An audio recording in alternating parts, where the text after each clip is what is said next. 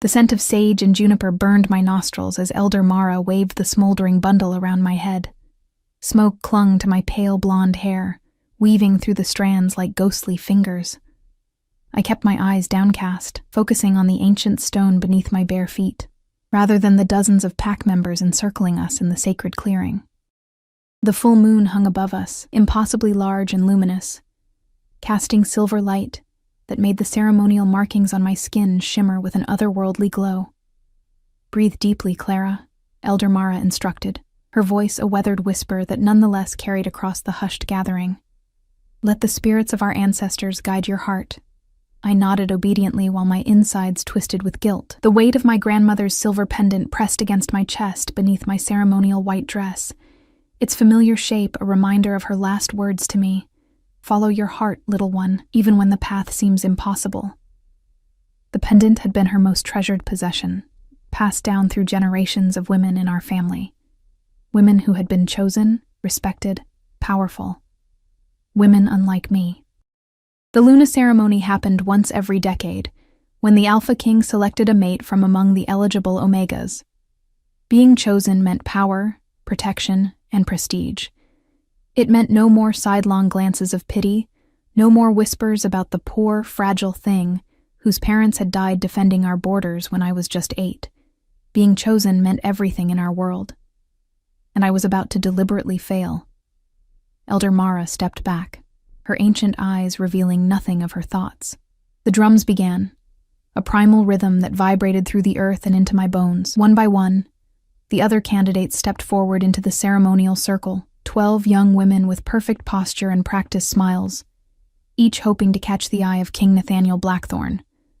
I had known them all my life. Olivia with her confident stride and strategic mind, Sophia who could track prey for days without rest, Rebecca whose healing abilities had saved countless lives. Each possessed qualities worthy of standing beside the king. Each wanted desperately what I was planning to throw away. And then there was me, Clara Winters, the quiet one, the observer, the girl who spent more time in the library than the training grounds, the unlikely candidate everyone assumed had been included out of tradition rather than merit. The ceremonial circle cleared as the king himself approached. Even from a distance, his presence was overwhelming, tall and broad-shouldered, with an aura of absolute authority that made even the strongest alphas in our pack lower their eyes in deference.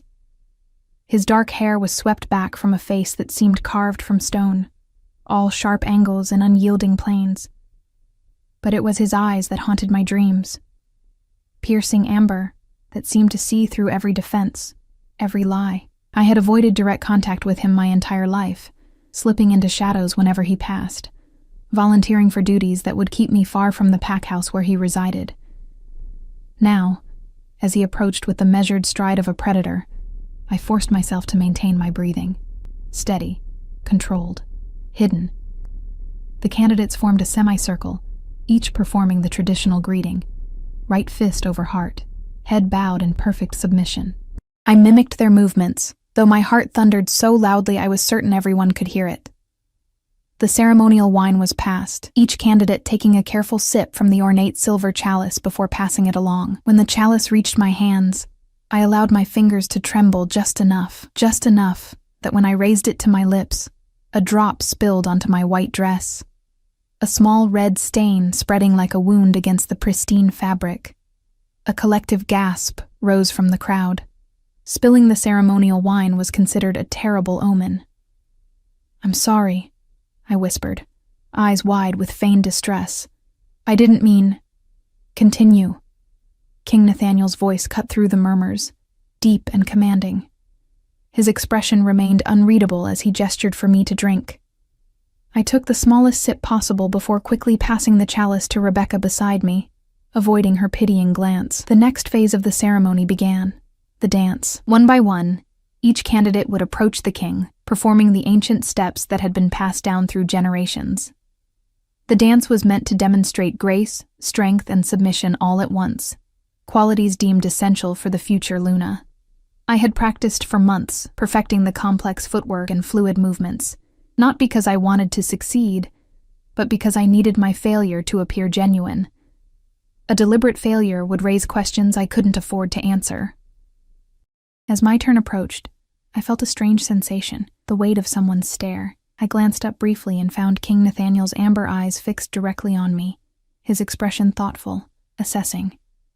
Something in that gaze made my breath catch, as though he was seeing past my carefully constructed facade, straight into the truth I was hiding. I quickly looked away, focusing instead on the ground, on my breathing, on anything but that penetrating stare.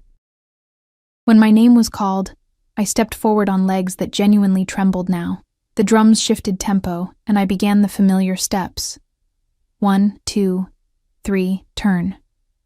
My body moved through the choreography while my mind raced ahead to the moment I had planned for weeks. 3 steps from the end of the dance, there was a particularly challenging spin that required perfect balance. I had mastered it in practice, could perform it flawlessly, even half asleep. It was here that I allowed my ankle to turn, sending me sprawling ungracefully to the ground. The music halted abruptly. The silence that followed was deafening. "I'm sorry," I said again, my voice small and mortified as several hands reached to help me up. I kept my eyes downcast, not daring to look at the king's reaction. I practiced. I swear it. Elder Mara's voice was gentle but firm. "Perhaps it's not meant to be, child." Relief flooded through me, though I was careful to let my shoulders slump in apparent disappointment. No one would question an Omega who simply wasn't good enough. My plan had worked perfectly, or so I thought. "The ceremony continues," King Nathaniel announced, his tone revealing nothing of his thoughts. "All candidates will proceed to the final trial." My head snapped up in surprise, only to find his gaze still fixed on me, something dangerous flickering in those amber depths. My carefully orchestrated plan began to unravel as a cold realization washed over me. He suspected something. The final trial was the most intimate part of the ceremony. Each candidate would kneel before the king while he scented them, seeking the one whose essence called to his wolf. It was said that true mates would recognize each other in this moment, their souls resonating on a primal level that transcended conscious choice. It was also the one part of the ceremony I couldn't control. We formed a line, approaching the throne one by one. I stood at the very end, heart pounding so violently I felt lightheaded. My grandmother's pendant seemed to burn against my skin, a reminder of her belief in following one's heart. But what did it mean when following your heart meant rejecting everything your society valued? I watched as each candidate approached, knelt gracefully, and tilted their head to expose their neck in the ultimate display of trust and submission. The king would lean forward, inhaling deeply, before nodding respectfully and moving on to the next. Some candidates emerged with tears of disappointment, others with carefully masked expressions of relief. None had sparked the recognition that would mark them as his chosen. And then, it was my turn. My legs carried me forward mechanically. Though everything in me screamed to run, I knelt before him, the stone floor cold against my knees. For a moment, I allowed myself to truly look at him, to take in the power evident in his broad shoulders, the intelligence in his gaze, the slight scar that ran along his jaw, evidence of battles fought and won. "Clara Winters," he said, my name in his mouth sounding like something precious and rare. I tilted my head, exposing my neck, closing my eyes as I felt him lean closer. His scent enveloped me, pine forests after rain, wood smoke, something wild and untamed that made my pulse leap. I felt the heat of him near my skin, heard his deep inhalation, felt the slight brush of his nose along my neck that sent shivers cascading down my spine. Then, silence. I opened my eyes, to find him staring at me with an expression I couldn't decipher. Surprise, confusion, something darker that made my stomach tighten with instinctive fear. "Stand," he commanded softly. I rose on unsteady legs, keenly aware of the hundreds of eyes watching us. The collective breath of the pack held in anticipation. King Nathaniel stood as well, towering over me. His hand reached out, fingers gently tilting my chin upward until our eyes met fully. Something passed between us in that moment, a current of energy that made my skin prickle and my wolf stir restlessly within me. "I have made my choice," he announced, his voice carrying across the clearing. Relief washed through me. It was over. He would choose Olivia or Sophia, someone worthy, someone who actually wanted this position. And I would return to my quiet life in the shadows. I would be free to pursue my secret plan, to leave the pack territories entirely, to find a place where being an Omega didn't define my entire existence. The king's hand fell from my chin, but he didn't step away. Instead, he turned to address the gathered crowd, his voice resonant with authority. "The spirits of our ancestors have spoken. I have found my Luna." A ripple of excitement passed through the assembly. I took a step backward, preparing to blend into the crowd once more, to disappear as I had always done. "Clara Winters," King Nathaniel said, turning back to me with those penetrating amber eyes. "You will be my Luna." The world tilted beneath my feet. Murmurs of surprise swept through the gathering. Expressions of shock, confusion, and in some cases, outright disbelief. I stood frozen, certain I had misheard.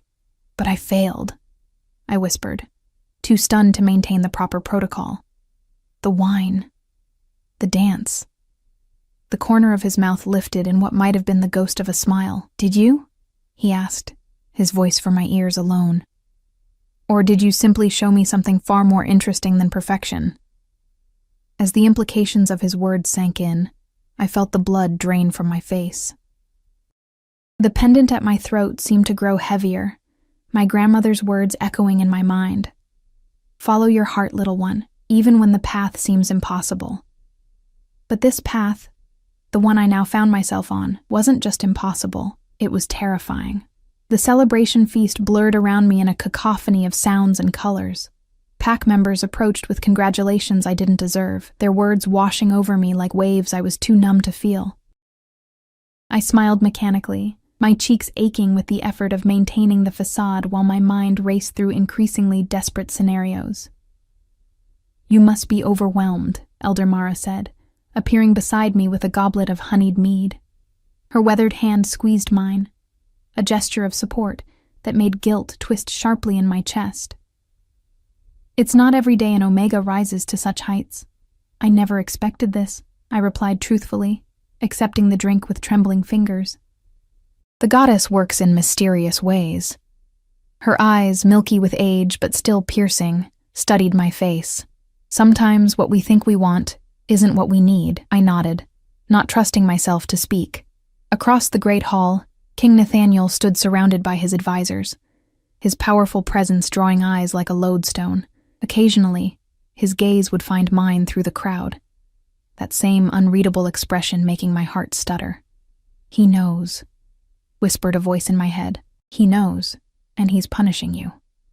When am I expected to move into the royal quarters?" I asked, the words nearly sticking in my throat.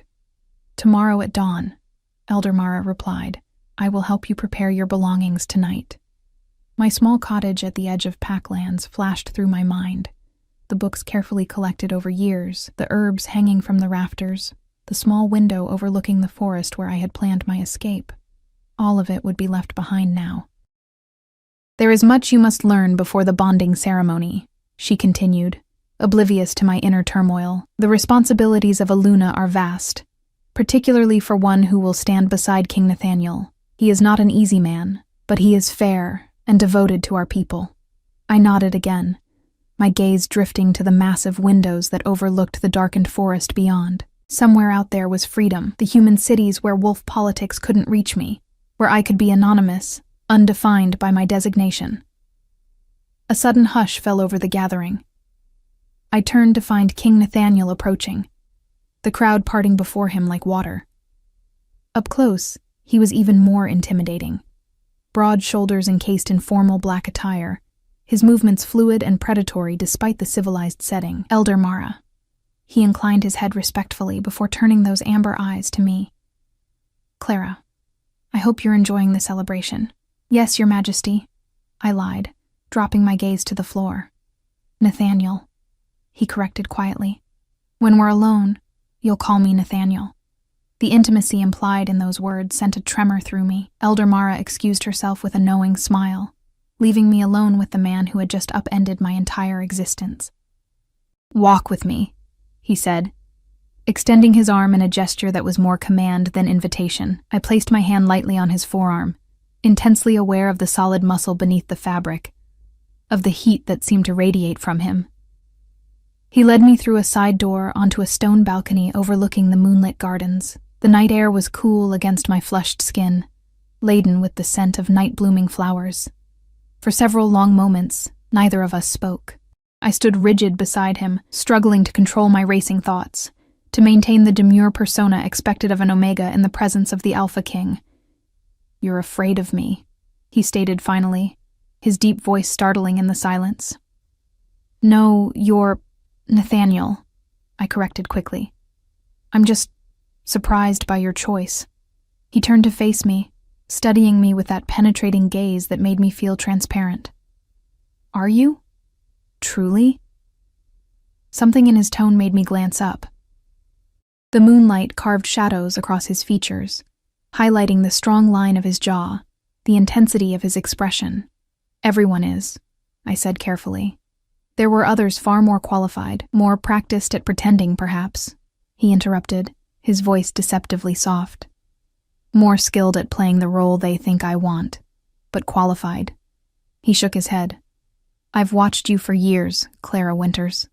My breath caught. "What?" A slight smile curved his mouth, transforming his severe features into something devastatingly handsome. "Did you think I wouldn't notice the girl who vanishes whenever I enter a room? Who volunteers for border patrols during council meetings? Who spends hours in the library reading texts on human cities and customs?" Each word was a blow, dismantling the careful illusion I had maintained for so long. I stepped back instinctively, but his hand caught mine, his touch gentle despite the strength I knew he possessed. "Why did you enter the ceremony if you planned to fail it?" he asked directly. Denial rose to my lips automatically, but died before I could voice it. What was the point of lying when he had clearly seen through me from the beginning? "It was expected," I said finally, my voice barely audible. "No eligible Omega has ever declined. It would have raised too many questions. Questions about why you've been stockpiling supplies in that hollow tree 2 miles past the eastern border?" He raised an eyebrow when I flinched. "Or perhaps questions about the human currency hidden beneath the floorboards of your cottage?" Ice flooded my veins. "How long have you known?" "Long enough." His thumb traced absent patterns on my wrist where he still held me, the gentle touch at odds with the devastating revelations. What I haven't determined is why. Why would an Omega with a respected position in the pack, with friends who care for her, choose to flee into a world that would offer her no protection? The genuine curiosity in his voice loosened something in my chest. "Because out there, I wouldn't be just an Omega," I said, the truth spilling out despite years of careful concealment. "I'd be Clara. Just Clara. Not someone to be protected or pitied or claimed." His expression darkened at my last word, his fingers tightening slightly around mine. "Is that what you think being Luna means? Being claimed like property?" "Isn't it?" I challenged, surprising myself with my boldness. "I would exist to support you, to bear your children, to be the soft face of your rule. My grandmother was an Omega too, and your grandmother refused 3 alpha suitors before accepting your grandfather," he interrupted. "She served on the council for 40 years and was instrumental in negotiating peace with the northern packs. I know this because she made quite sure I understood the strength that runs in your bloodline before she died." I stared at him, stunned. "You knew my grandmother?" "She was a formidable woman." Something like respect colored his tone. "She spoke of you often, though she never pushed for this match. She believed connections should form naturally, or not at all." My free hand rose to touch the pendant hidden beneath my dress, my grandmother's last gift to me. Had she known somehow? Had this been her hope all along? "I don't understand," I said finally. "If you knew I was planning to leave, why choose me? Why not simply stop me? Because forcing you to stay would prove everything you believe about being an Omega in our world," he replied, his gaze never leaving mine. "And because a Luna who comes to her position through coercion is no true partner, then what do you want from me?" I whispered. His hand released mine, moving instead to gently brush a strand of pale hair from my face. The casual intimacy of the gesture sent warmth spiraling through me despite my confusion. 6 months, he said. "Stay as my Luna for 6 months. Learn what the position truly entails. Meet with the council. Work alongside me. See the difference you could make." His voice lowered, becoming almost hypnotic in its intensity. "If, after that time, you still wish to leave, I will personally escort you to the border with supplies and protection." I searched his face for deception and found none, only a steady resolve that both intimidated and fascinated me. "And if I refuse, then you leave tonight," he said simply. "No one will stop you. Your absence will be explained as a personal matter, and another will be chosen as Luna." The choice hung between us, impossibly weighted. Leave now, alone and unprepared, or stay for 6 months in a position I had deliberately avoided, beside a man whose very presence made it difficult to think clearly. "Why me?" I asked, needing to understand. "With everything you know about my reluctance, my plans to leave, why would you still want me as Luna?" Something shifted in his expression then, a vulnerability I wouldn't have believed possible in the Alpha King. "Because when I scented you tonight, my wolf recognized something my human side has suspected for years." His voice dropped lower, the words seeming to resonate in my very bones. "You challenge me, Clara. You question. You observe. You think for yourself in a world that has tried to convince you that your only value lies in submission." He stepped closer, his scent enveloping me, that intoxicating mixture of pine and smoke and power. "Our pack doesn't need another decorative Luna who agrees with everything I say. It needs someone who sees things differently, who understands both strength and compassion." My heart thundered in my chest, my wolf stirring restlessly beneath my skin, drawn to him despite my fears. 6 months seemed both an eternity and a heartbeat. "Do we have an agreement?" he asked, his expression unreadable once more. I took a deep breath, my grandmother's words echoing in my mind. "Follow your heart, little one, even when the path seems impossible." 6 months, I agreed finally. "And then I decide." Something like triumph flashed in his amber eyes, quickly masked. He extended his hand to seal our bargain, and as my fingers met his, a current of awareness raced up my arm. This was no ordinary agreement. This was the beginning of something that would change everything. Dawn arrived with soft golden light filtering through unfamiliar curtains. I blinked awake, momentarily disoriented by the luxurious bedchamber that surrounded me, a far cry from my modest cottage. The events of the previous night crashed back into my consciousness. The ceremony, the king's unexpected choice, our moonlit bargain. 6 months. I had agreed to 6 months. My new quarters in the east wing of the pack house were spacious and elegant, with tall windows overlooking the mountains beyond our territory. Elder Mara had arrived at my cottage before sunrise, helping me pack the few personal belongings I'd wanted to bring: my grandmother's journals, a cherished collection of poetry, the herbs I had carefully cultivated. The rest had been left behind, a strange preview of the abandonment I still planned once my agreement with Nathaniel, was fulfilled. A soft knock interrupted my thoughts. Before I could respond, the door opened to reveal a young woman with copper hair and a friendly smile. "Good morning, Luna," she said, dipping into a respectful curtsy. "I'm Evelyn, assigned to assist you with your daily needs." "Please don't curtsy," I said, pushing back the plush covers. "And Clara is fine." Evelyn's smile faltered slightly. "The king instructed me to treat you with all the respect your position commands, Luna." She moved efficiently around the room, opening curtains wider to admit more light. "Your schedule today includes breakfast with His Majesty, followed by a tour of your new responsibilities, and then lunch with the Elder Council." My stomach tightened with anxiety. "That sounds extensive." "Being Luna is no small task," she replied, opening a massive wardrobe filled with clothing I didn't recognize. "These arrived this morning. The king had them commissioned weeks ago, though they were only delivered after your selection was announced." I ran my fingers over fine fabrics in shades of blue, green, and silver, colors that would complement my pale coloring. Weeks ago? But how could he have known? Evelyn's expression grew guarded. "It's not my place to speculate on His Majesty's decisions, Luna." But the implication was clear. Nathaniel had been planning this long before the ceremony. The realization sent a shiver down my spine. Had my fate been decided all along? My careful plans nothing but an illusion of choice? With Evelyn's help. I dressed in a simple but elegant day dress of pale blue, its flowing design simultaneously regal and comfortable. She arranged my light blonde hair in a style that was both sophisticated and natural, securing it with silver pins. "You look beautiful, Luna," she said, genuine warmth in her voice.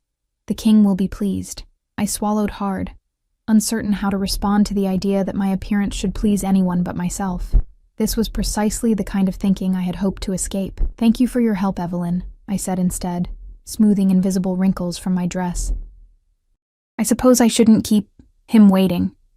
The main dining hall was mercifully empty of pack members when I arrived, though several servants moved quietly around the massive table, setting out platters of food. Nathaniel stood by the windows, his powerful frame silhouetted against the morning light. He turned as I entered, his amber eyes sweeping over me in a way that made heat rise to my cheeks. "Good morning, Clara," he said, his deep voice sending an involuntary shiver through me. "I trust you slept well?" "Well enough, considering the circumstances," I replied honestly, approaching the table but maintaining a careful distance between us. A slight smile curved his mouth. "Diplomatic. That's a useful quality in a Luna." "I'm not actually Luna yet," I reminded him, my voice quiet but firm, "not until the bonding ceremony." "A technicality," he said, pulling out a chair for me. "The pack already recognizes you as mine." That possessive word, mine, sparked a flare of defiance. Part of our agreement was that I would learn what being Luna truly entails. That suggests there's more to it than simply being yours. His expression sharpened with interest, as though my challenge pleased rather than offended him. "Indeed there is, which is why today's schedule is rather full." We ate in relative silence, though I felt his gaze on me frequently. The food was exquisite, fresh berries, warm bread with honey, perfectly cooked eggs, but anxiety robbed me of appetite. "You're worried about meeting the Elder Council," he observed, his perception uncanny. I set down my fork. "They'll see through me immediately. They'll know I'm not qualified. They'll see what I see," he interrupted. "Someone intelligent, observant, and unafraid to speak her mind when necessary." "Is that truly what you see?" I asked, genuinely curious despite myself. Nathaniel leaned forward slightly, his gaze intensifying. "I see a woman who stockpiled supplies for months, who studied human customs in secret, who planned to leave everything familiar to forge her own path. That requires courage and determination, qualities our pack needs in its Luna. Put that way, my planned escape sounded almost admirable rather than cowardly." Before I could respond, the doors opened to admit a tall, serious-looking man. "Your Majesty, Luna." He acknowledged us both with a respectful nod. "The Border Patrol reports are ready for your review." "Thank you, Marcus," Nathaniel replied. "Clara, this is Marcus Hayes, my beta and chief of security. He'll be accompanying us today." Marcus's dark eyes assessed me with professional detachment. I recognized him from around the Packlands, but had never spoken with him directly. Another powerful figure I had carefully avoided. "It's a pleasure to finally meet you properly, Luna," he said, his tone formal but not unfriendly. "Just Clara, please," I responded automatically. "Protocol dictates," Marcus began, but Nathaniel raised a hand, silencing him. "Clara is still adjusting to her new position," the king said. "Some flexibility with formalities might be appropriate for now." The look that passed between the two men suggested a long history and deep trust. I found myself wondering how many of my secrets Marcus knew, how much Nathaniel had shared with his most trusted advisor. The morning passed in a whirlwind of introductions and information. Nathaniel guided me through the pack house, explaining the functions of various departments: security, health services, education, foreign relations. At each stop, pack members bowed respectfully, their curious gazes following me when they thought I wouldn't notice. "The Luna's primary domain has traditionally been pack welfare," Nathaniel explained as we walked between buildings, "ensuring that the needs of every pack member are met, particularly those who might otherwise be overlooked." "The vulnerable," I murmured, thinking of my own experiences as an orphaned Omega. "Precisely."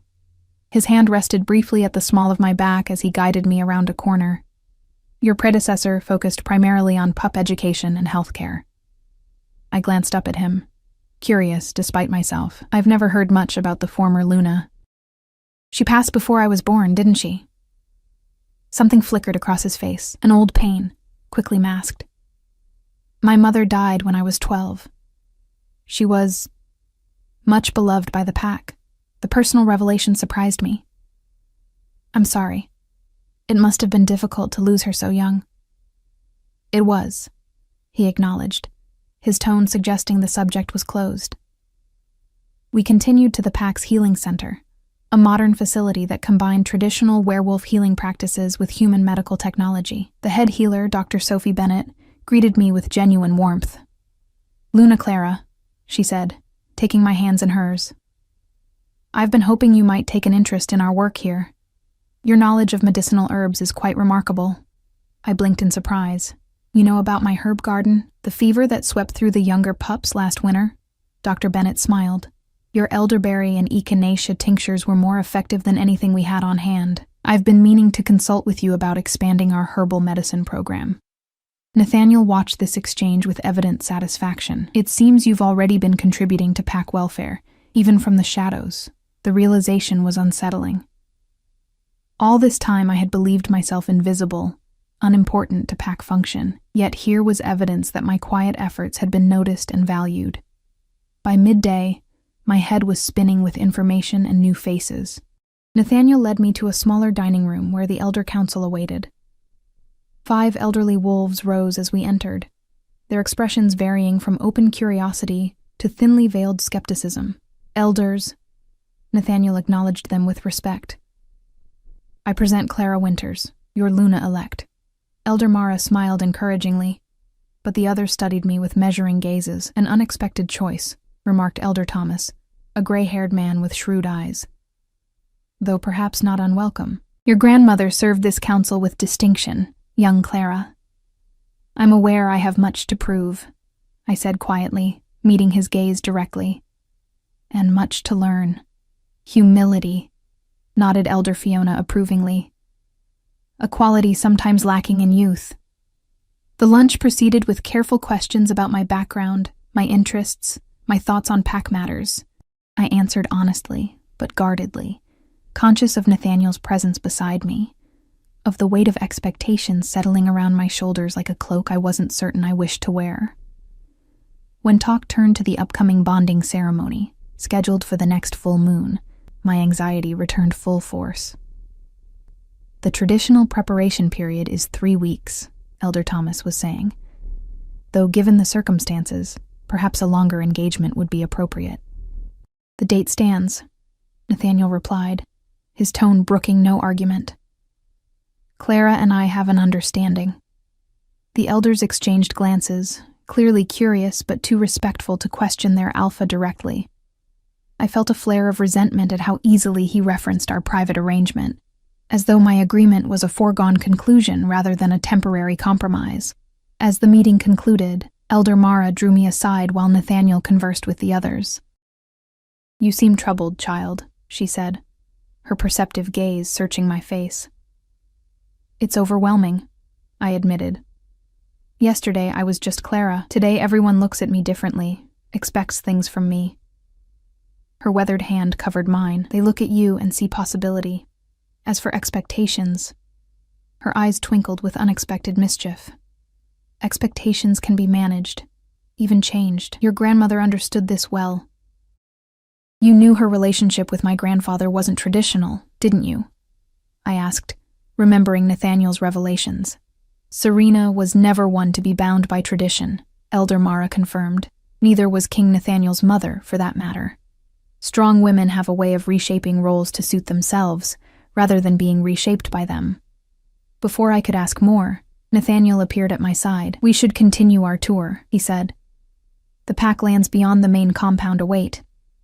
As we stepped outside into the afternoon sunlight, I found myself studying him with new eyes. What kind of alpha willingly chose a Luna who had planned to flee? What kind of man offered freedom as an inducement to stay?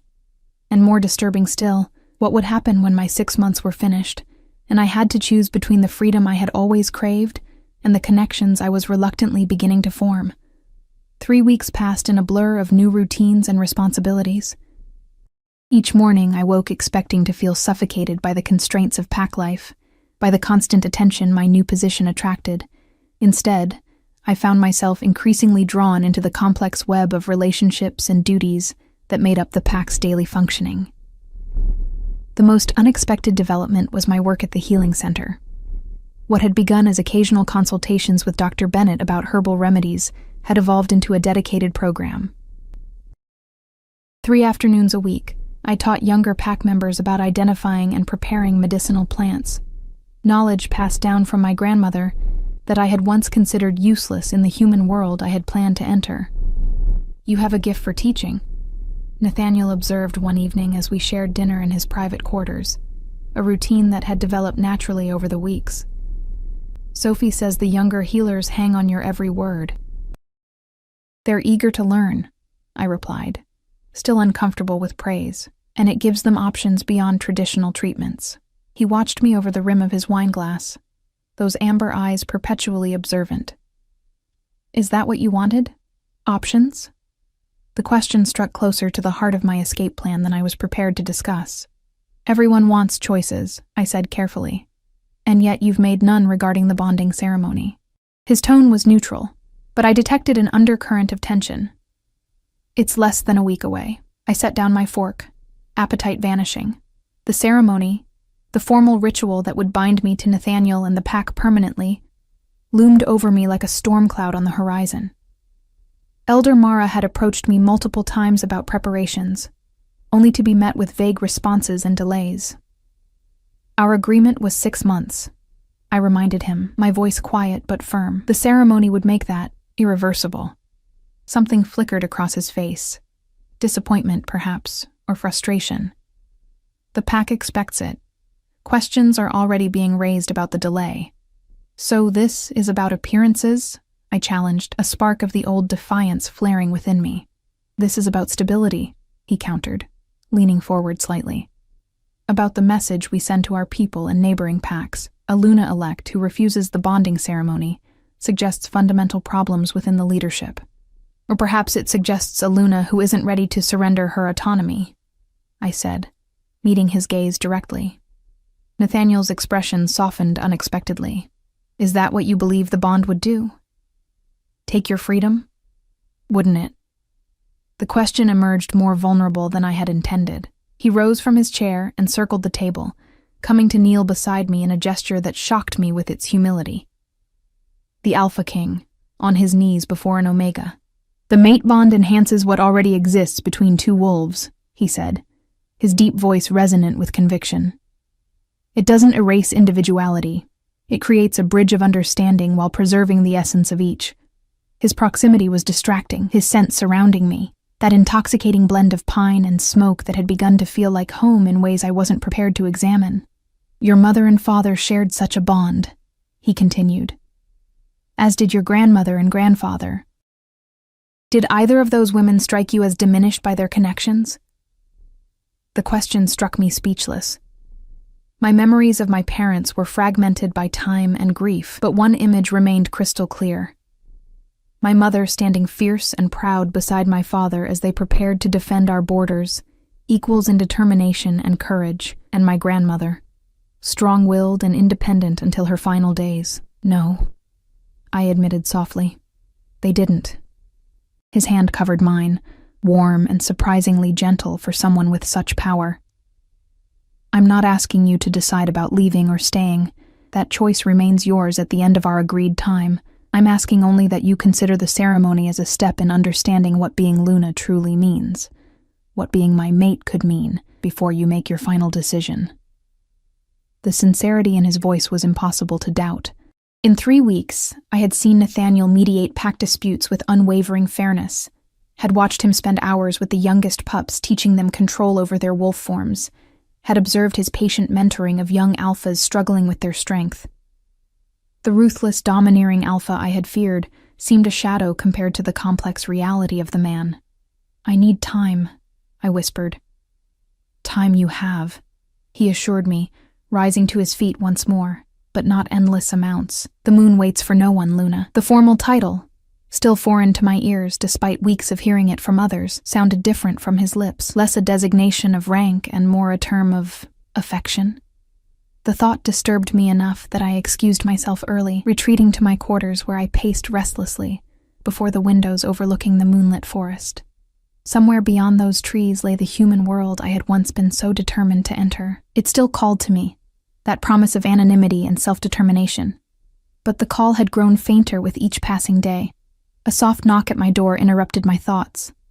Expecting Evelyn, I called for them to enter, only to find Elder Mara standing in the doorway, a wooden box cradled in her arms. "I hope I'm not intruding," she said, her weathered face kind in the soft lamplight.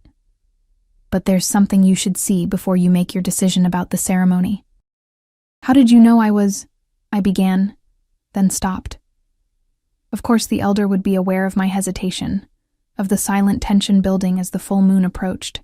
She smiled, setting the box on a small table. "I've lived long enough to recognize the signs of a soul in conflict.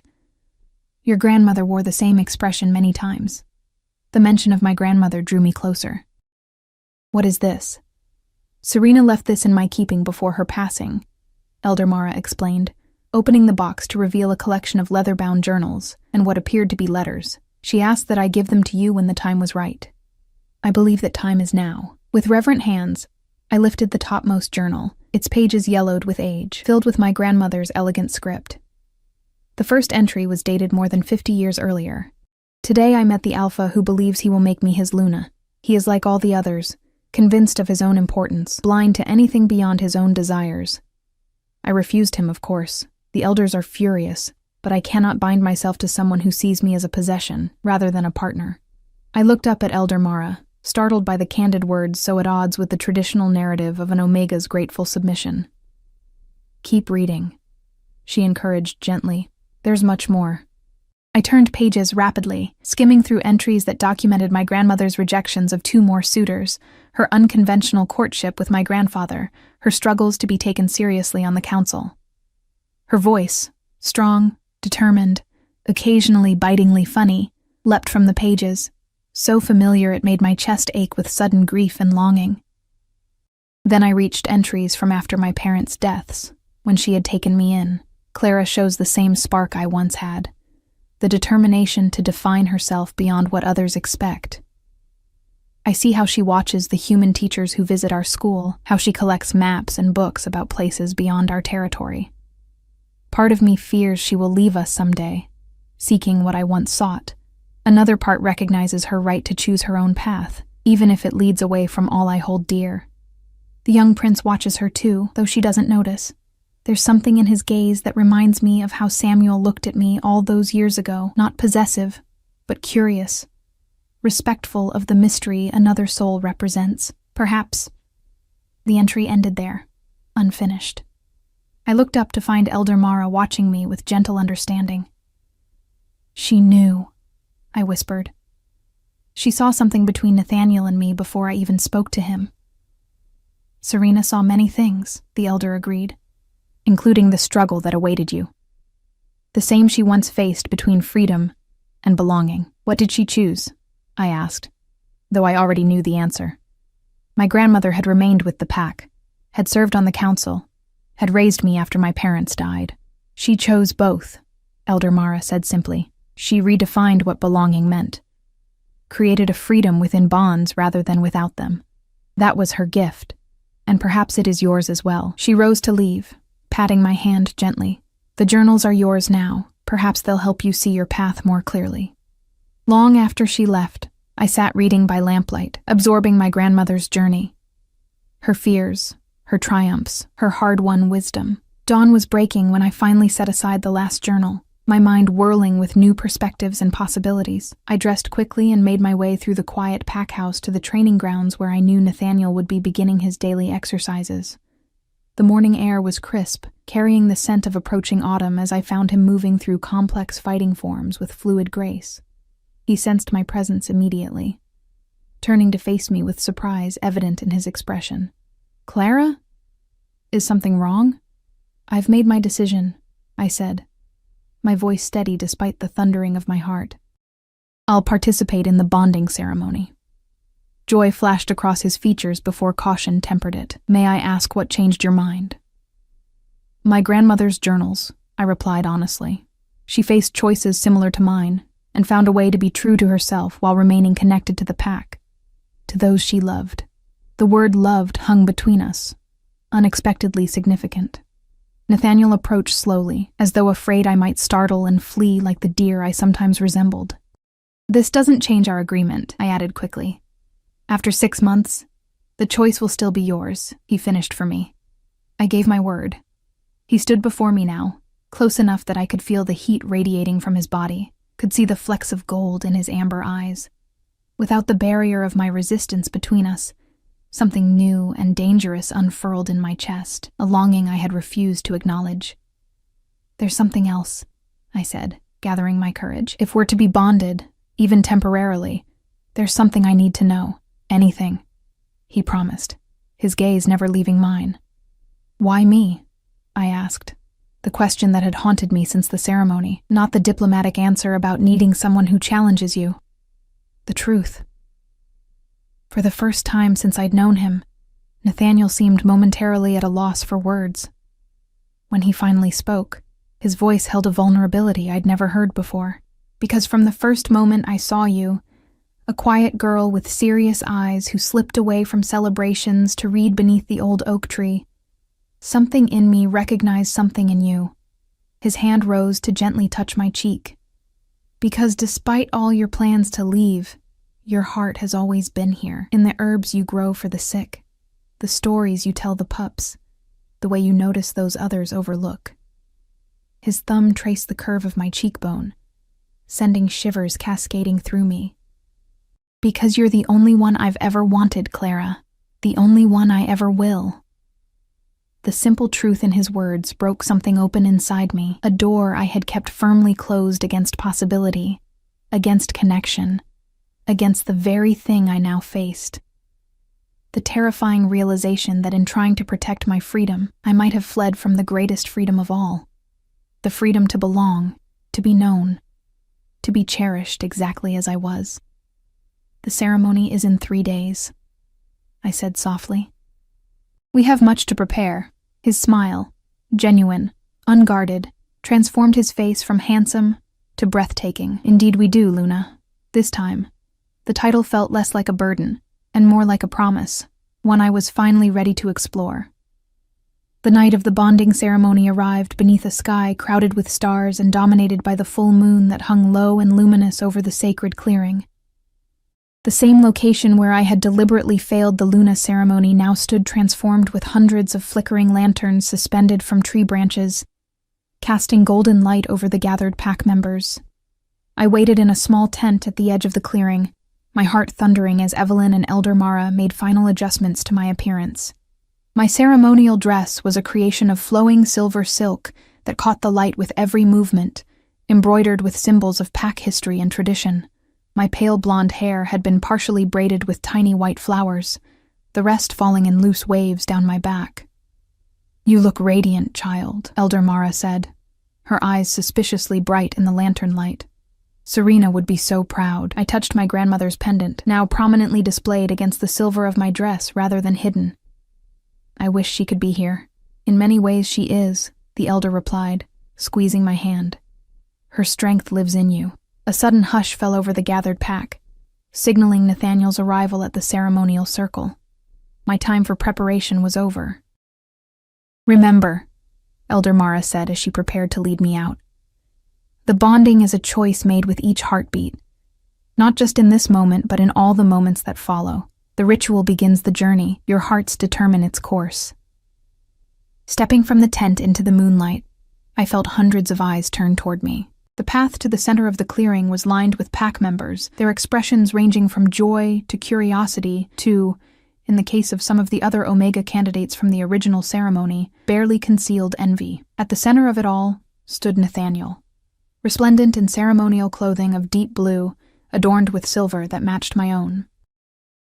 But it was his expression that caught and held my attention, the naked wonder and admiration in his gaze as he watched my approach, as though I were something precious beyond measure. 3 weeks ago, such open desire would have frightened me. sent me retreating further into my shell of self-protection. Now, after countless hours of conversation, after witnessing his leadership and compassion, after reading my grandmother's insights and confronting my own fears, I found myself moving toward him with steady steps, drawn by a pull I no longer wished to resist. Elder Mara guided me to stand before him in the center of the circle. Nathaniel extended his hands, and I placed mine in his without hesitation, our fingers intertwining naturally. Tonight, Elder Mara announced to the gathered pack, we witness the bonding of Alpha and Omega, of strength and compassion, of protection and nurturing. Tonight, two souls choose to walk a shared path while retaining their individual journeys. The traditional words washed over me, but it was Nathaniel's gaze that held my attention. Intense, focused entirely on me, as though the rest of the world had fallen away.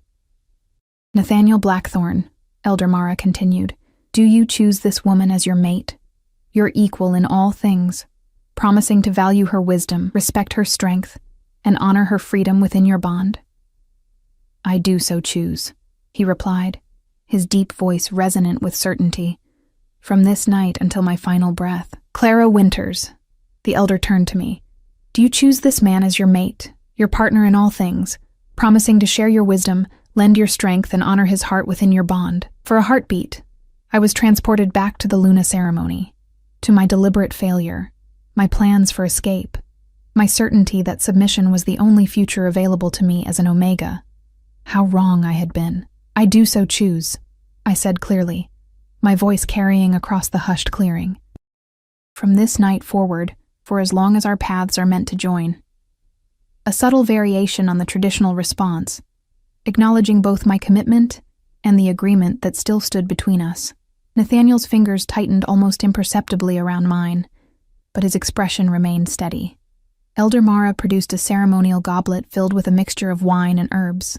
Drink now of the cup of joining, that your spirits may recognize one another across any distance, any challenge, any trial. Nathaniel drank first, his eyes never leaving mine as he passed the goblet to me. I took it with steady hands, sipping the sweet, complex liquid that warmed me from within. As I lowered the cup, the clearing seemed to shift and shimmer around us, the bond beginning to form between our spirits. Now comes the marking, Elder Mara announced, the physical manifestation of the spiritual bond. This was the moment I had both anticipated and feared, the bite that would leave Nathaniel's mark upon me, visible proof of our connection. In the old days, only the Alpha would mark the Omega, a sign of possession more than partnership.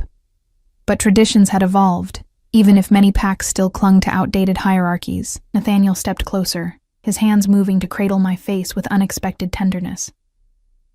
I offer my mark as a gift, not a claim, he said softly, the words meant for my ears alone. You may accept or refuse, with no judgment either way. The respect inherent in that choice, the acknowledgement of my autonomy even in this most traditional of moments, cemented something in my heart that had been slowly taking root over the past weeks. I accept, I whispered, tilting my head to expose the curve where my neck met my shoulder. And I offer the same in return.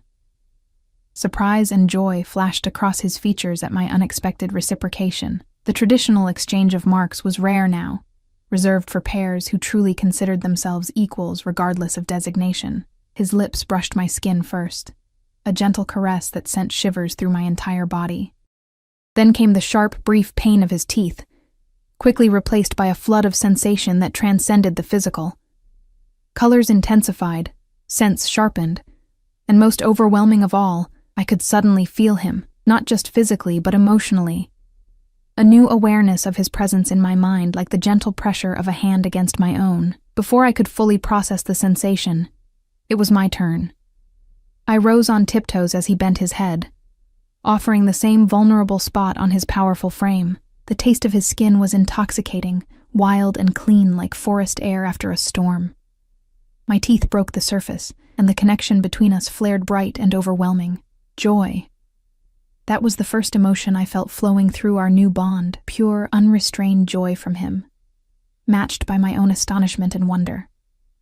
There was no domination, no smothering of my sense of self, only a bridge between us that allowed emotions to flow freely in both directions. I told you it wouldn't diminish you, his voice whispered in my mind. Another aspect of the bond I hadn't anticipated. So you did. I responded silently, amazed at the ease of this new communication. Around us, the pack erupted in cheers and howls of celebration. The ritual complete, the bond established. The traditional feast would follow, lasting until dawn. But first came the ceremonial run. Alpha and Luna leading the pack through moonlit territory in wolf form, symbolizing their protection and guidance. We moved away from the circle hand in hand, retreating to separate tents at the edge of the clearing to shift forms. The transformation came easily tonight, my wolf eager to emerge, to run alongside her mate for the first time. My clothes fell away as fur rippled across my skin, bones and muscles rearranging themselves in the familiar dance of change. When I emerged, a sleek wolf with pale golden fur, Nathaniel was waiting, massive and dark against the night, his amber eyes the same in this form as his human one. Around us, other pack members were shifting as well, preparing to follow our lead into the forest. Nathaniel's wolf approached mine, circling once before pressing his muzzle gently against my neck where his mark now resided. The gesture was both possessive and reverent, a silent acknowledgement of our new connection.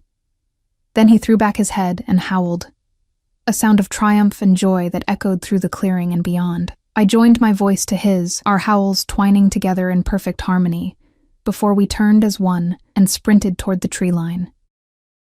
The pack followed, a river of fur and muscle flowing through the moonlit forest. But my awareness was centered entirely on the powerful wolf running beside me. Freedom. That was what I felt as we ran, not the isolated independence I had once craved, but something richer and more complex. Freedom within connection, strength within vulnerability, safety within risk. The contradictions made perfect sense now, illuminated by the bond that hummed between us like a living thing. We ran for hours, exploring the furthest reaches of pack territory, places I had never seen despite my years here. Nathaniel showed me secret valleys and hidden waterfalls, ancient trees and stars reflected in still pools. Through it all, our bond deepened and settled, no longer overwhelming, but a steady, comforting presence, like a hand held in darkness. Dawn was approaching when we finally returned to the clearing, shifting back to human form to join the feast that continued in our absence. Exhausted but exhilarated, we accepted the congratulations of pack members, shared food and drink, participated in traditional dances that celebrated new beginnings. As the first light of morning touched the eastern horizon, Nathaniel led me away from the festivities toward a path I didn't recognize. It wound through the forest before emerging at a small, perfect cottage beside a stream, more elegant than my former home but carrying the same sense of privacy and peace. "What is this place?"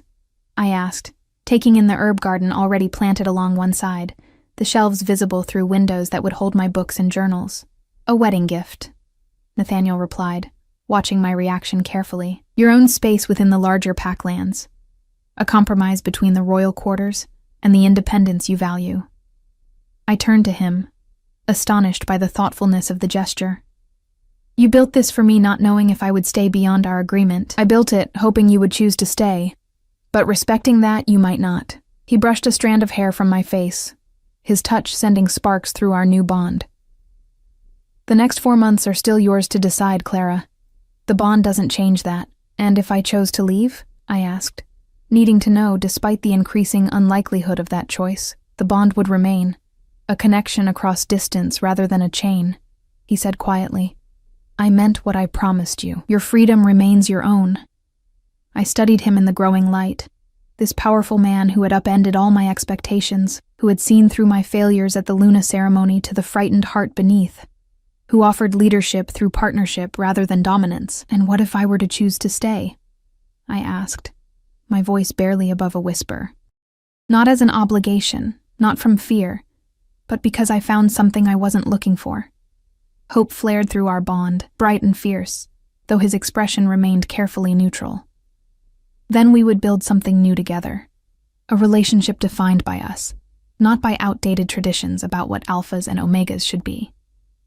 I stepped closer, drawn by the sincerity in his words, by the emotions flowing freely between us now. My hand rose to touch the mark on his neck. My mark, My claim as much as his was on me. I think, I said slowly, that my grandmother would approve of that approach. His arms encircled me, drawing me against the solid warmth of his chest. Through our bond, I felt his happiness, his relief, his cautious optimism. 6 months, he reminded me. Ever honorable even when it might cost him what he desired most. You still have time to... I silenced him with a kiss, our first, surprisingly gentle despite the passion simmering beneath. Against his lips, I whispered words I never thought I'd say. I failed the Luna ceremony on purpose because I feared losing myself. I'm staying of my own free will because I've finally found who I truly am, and who we might be together. As the sun rose fully above the horizon, casting golden light across our intertwined figures, I realized that sometimes the most profound freedom comes not from escaping bonds, but from choosing the right ones.